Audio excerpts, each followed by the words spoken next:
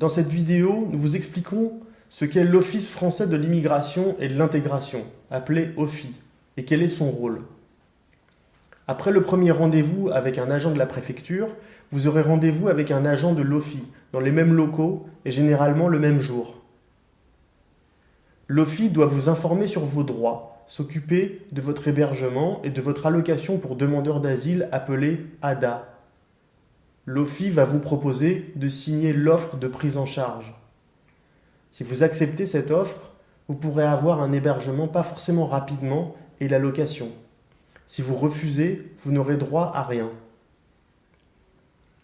Si vous demandez l'asile, vous avez en principe le droit à cet hébergement et cet argent. On appelle ça les conditions matérielles d'accueil, CMA.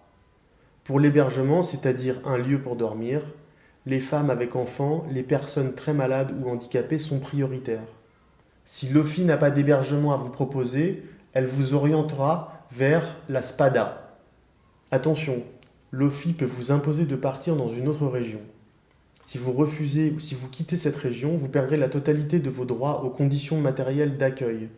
Vous n'aurez plus de nouvelles offres d'hébergement et vous n'aurez plus droit à l'argent, ni à une domiciliation. Quand vous êtes à l'OFII, parlez de vos problèmes de santé. Donnez vos justificatifs si vous en avez.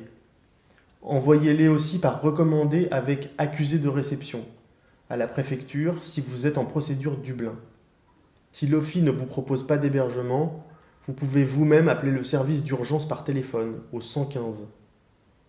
Pour trouver un hébergement d'urgence, il faut téléphoner beaucoup de fois pour réussir à obtenir le 115, car il y a beaucoup d'appels. Si l'on vous dit qu'il n'y a pas de place, n'hésitez pas à recommencer tous les jours. Parlons maintenant de la domiciliation, c'est-à-dire une adresse pour recevoir tout le courrier pendant la procédure. C'est très important car beaucoup de choses dans la procédure d'asile se font par écrit et vous recevrez beaucoup de documents par la poste. Si vous savez que vous allez rester longtemps dans un centre d'hébergement, vous pouvez utiliser cette adresse. Le centre d'hébergement doit vous remettre une déclaration de domiciliation. Si vous n'avez pas d'hébergement stable, c'est la SPADA qui vous donnera une domiciliation postale pour recevoir votre courrier. Il faut aller chercher votre courrier très régulièrement, une fois par semaine. Si vous n'allez pas le chercher pendant un mois, la SPADA peut fermer votre adresse et ça complique les démarches. Remarque, depuis le 1er janvier 2019, il n'est plus possible d'utiliser l'adresse personnelle de proches qui vous aide. Parlons maintenant de l'allocation pour demandeurs d'asile, appelée ADA, c'est-à-dire l'argent qui vous est versé chaque mois. En principe, vous toucherez l'ADA tout au long de la procédure d'asile ou jusqu'au transfert vers un autre pays pour ceux en procédure Dublin.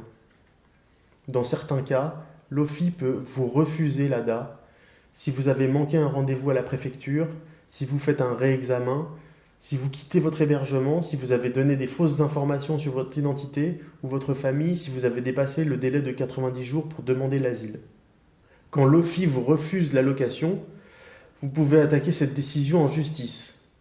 La plupart du temps, il faut d'abord adresser un recours à l'OFII directement. Pour cela, allez voir une association ou un avocat. À partir du 5 novembre 2019, la carte pour recevoir l'allocation pour les demandeurs d'asile, ADA, n'est plus une carte de retrait, mais seulement une carte de paiement. C'est-à-dire que vous ne pourrez pas retirer de l'argent de votre carte.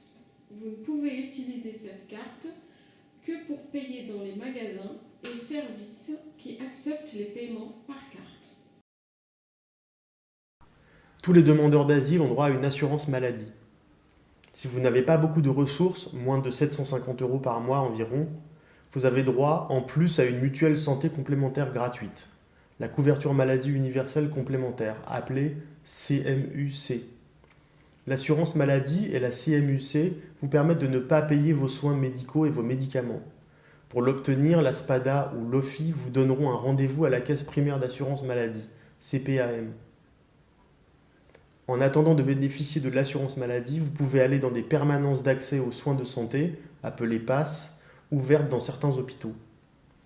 Vous trouverez ces informations et ces adresses sur notre site internet domasile.info. Les transports. De nombreuses régions ont mis en place des réductions pour payer les transports en commun. Si vous êtes domicilié en Île-de-France, vous avez droit à la carte Navigo, à un prix réduit. Renseignez-vous au guichet de la RATP dans une station de métro pour avoir le formulaire.